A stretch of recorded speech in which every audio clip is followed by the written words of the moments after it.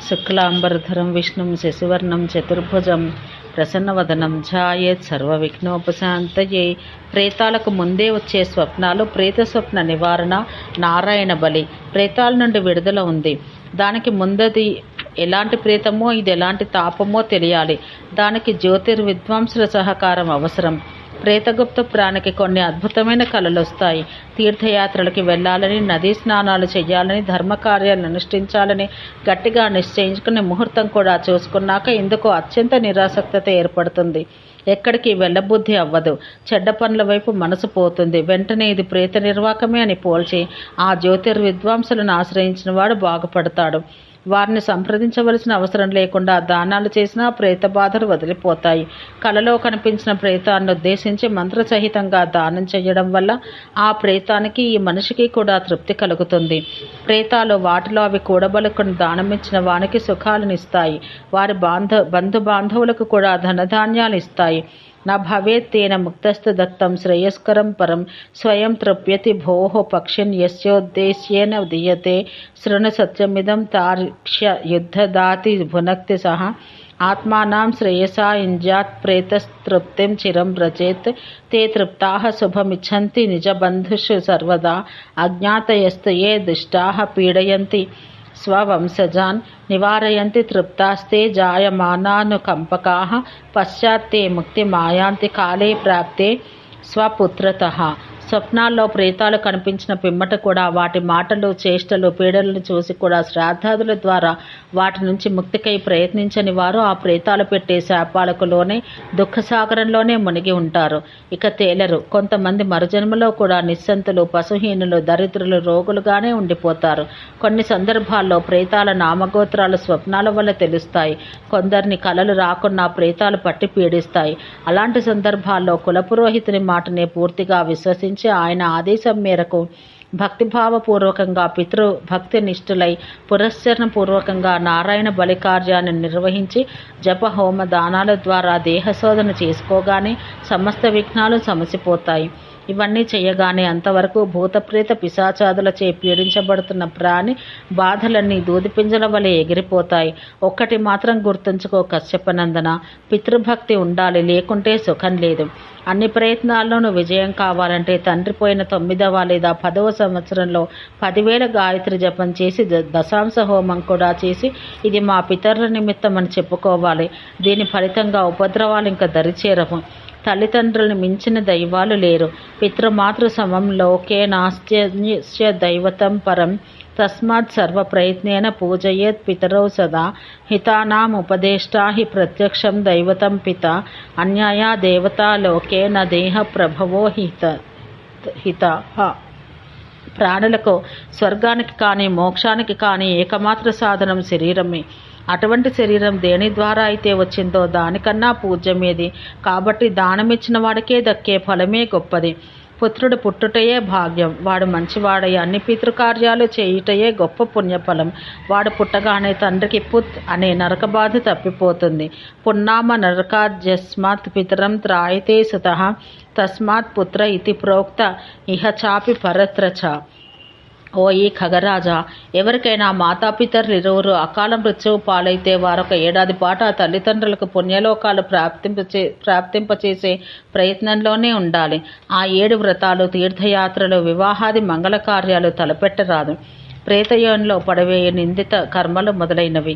భగవన్, ఈ ప్రేతాల ఉత్పత్తి ఎలా జరుగుతుంది? అవి ఎలా తిరుగుతాయి? వాటి రూపురేఖలు, భోజనాదులు ఎలా ఉంటాయి? అవి ఎక్కడుంటాయి? వాటిని ప్రసన్నం చేసుకోవడం ఎలా? ప్రసన్న చిత్తుడవే నాకు ఈ జ్ఞానాన్ని ప్రసాదించని కోరాడు. అందుకు అండజ కులన మండనుడు చెప్పసాగాడు ఇలా: బ్రహ్మాండాధి నాయకుడు కశ్యపాత్మజ, పూర్వపాప ఫలం వల్ల మరికొన్ని పాపాలు చేయాలనే కోరిక పుట్టి దాన్ని అంచుకోకుండా అదుపులేని చిత్తవృత్తితో వర్తించి మానవ జన్మను తగలబెట్టుకునే పాపాత్ములు ప్రేతాలవుతారు. ఇలా పాపకర్మరతా ఏవై పూర్వకర్మ వసానుగాః జాయంతే తే మృతాః ప్రేతాస్తౌంఛృణు శ్వవదామ్యహం వాపీకూపతడాగాంశ్చ ఆరామాం సురమందిరం ప్రపాం సద్మసువృక్షాంశ తథా భోజనశాలికాః పితృపైతామహం ధర్మం విక్రీణాతి స పాపభాక్ మృతః ప్రేతత్వమాప్నోతి యావదాభూత సంప్లవం గోచరం గ్రామసీమాంచ తడాగారామగహ్వరం కర్షయంతి చయే లోభాత్ ప్రేతాస్తే వైభవంతి. పాపాత్ముల మృతి సాధారణంగా చండాల ఆయుధం, పాము కాటు, నీట మునక, అగ్ని వంటి కాటు, బ్రాహ్మణ శాపం, పశువు దాడి, విద్యుత్తు వంటి వాటి వల్ల జరుగుతుంది. అలాగే పై మృతులతో పాటు ఆత్మహత్య చేసుకున్న వారు, ఉరిశిక్ష, విషప్రయోగం, విసూచిక, శస్త్రపు దెబ్బల వల్ల పోయినవారు, దొంగల చేతిలో చనిపోయిన వారు, అపరకర్మ జరపబడని వారు, వృషోత్సర్గ మాసక పిండాలు అందని వారు, ఆకాశంలో మరణించిన వారు, కొండ మీద నుండి జారి పడిపోయిన వారు, విష్ణువుని స్మరించకుండా మృతి చెందిన వారు, కుక్క కాటు వల్ల దుర్మరణం పాలైన వారు, వీరంతా ప్రేతాలైపోతారు. ప్రమాదాల పాలై మృతి చెందిన వారు ప్రేతాలై శ్మశానంలోనే తిరుగుతూ ఉంటారు. ఏ స్త్రీనైనా దోషం లేకుండా శిక్షించేవాడు, హింసించేవాడు, త్యజించేవాడు, అలాగే మహాపాతకులు ప్రేతాలవుతారు.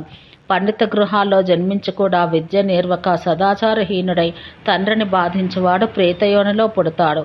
ఇంకా మాతరం భగినీం భార్యాం స్నుషాందుహితరం తథా అదృష్ట దోషాం త్యజతి స ప్రేతో జాయతే ధ్రువం భ్రాతృదృగ్ బ్రహ్మ గోఘ్నః సురాపో గురుతల్పగః హేమక్షౌమ హరస్తార్క్ష్యస్ సవై ప్రేతత్వమాప్నుయాత్ న్యాసాపహర్తా మిత్రదృక్ పరదార రథస్తథా విశ్వాసఘాతీ క్రూరస్తు స ప్రేతో జాయతే ధ్రువం కులమార్గాంశ సంత్యజ్య పరధర్మ రథస్తథా విద్యావృత్త విహీనస్య స ప్రేతో జాయతే ధ్రువం.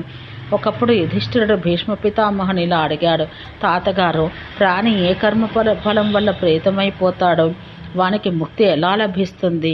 భీష్ముడు ఇలా చెప్పసాగాడు, ధర్మజ, నేను ఇదివరకే విన్న సంతప్తక బ్రాహ్మణ్ణి కథలోనే వీటి వివరాలున్నాయి.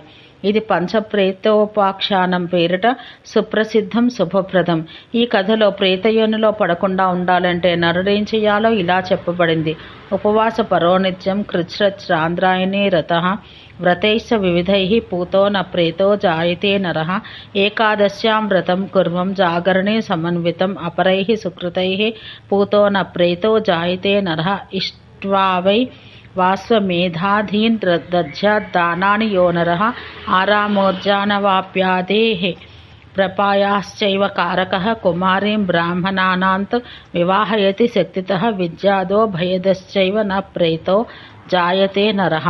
గరుడ, మానవ జన్మనందున వారు దాన్ని సద్వినియోగం చేసుకుంటే ప్రేత జన్మే ఉండదు. వ్రతాలు కల్పించే స్వప్నాలు ప్రేతాలు కల్పించే స్వప్నాలు, వాటికి ప్రాయశ్చిత్తాలు.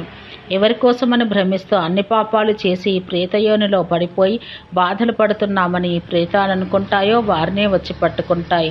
తమ సతీసుతుల బంధుమిత్రుల కళల్లో భయంకరమైన అశ్వాలుగా, ఏనుగులుగా, ఎద్దులుగా, వికృత రూపులైన మానవులుగా కనిపించి బాధిస్తాయి.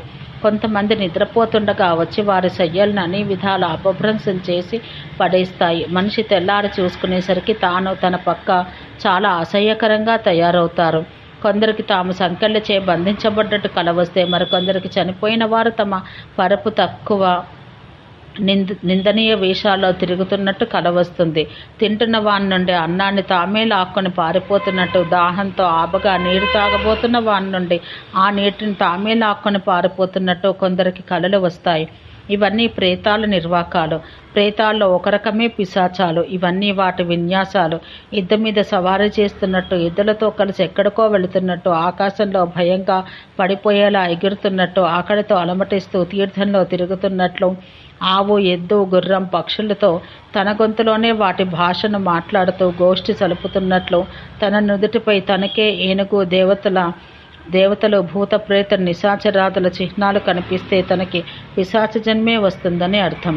పక్షీంద్ర, ప్రేతయోని సంబంధితాలైన ఎన్నో చిహ్నాలు కలలో వచ్చి కంగారు పెట్టేవి ఉన్నాయి. తన అన్నదమ్ములు, భార్య, కొడుకు ఎవరైనా పోయినట్లు కల వస్తే అది ప్రేతదోషమే. మనిషికి ఆకలి దప్పులతో తాను ఆరాటపడుతున్నట్టు, వాటిని తీర్చండి మహాప్రభు అని ఎవరినో యాచిస్తున్నట్టు కల వస్తే అది ప్రేత దోషాన్ని వదిలించుకోవాలని వెంటనే ఏదైనా తీర్థానికి పోయి తన పితరులందరికీ పిండదానం చేసి ప్రేత సంతృప్తి సాధించాలి. పుత్ర, పిత, భ్రాత, పత్ని, పత్యాది ముఖ్యులు ఇల్లు వదిలి బయటకు పోతున్నట్టు కల వచ్చినా కూడా ప్రేత దోషమని అర్థం. ఇలాంటి స్వప్న దోషాలకు ప్రాయశ్చిత్తం ఎలా చేయించుకోవాలో విను. వ్యక్తి ఇంట్లో కానీ తీర్థంలో కానీ స్నానం చేసి మారేడు మూలంలో తర్పణమివ్వాలి. వేద పారంగతులైన బ్రాహ్మణులను బాగుగా పూజించి వారికి నల్లని ధాన్యాలు దానం ఇవ్వాలి. తర్వాత యథాశక్తి హవనం చేసిన పిమ్మట గరుడ పురాణ పారాయణ చేయించుకోవాలి.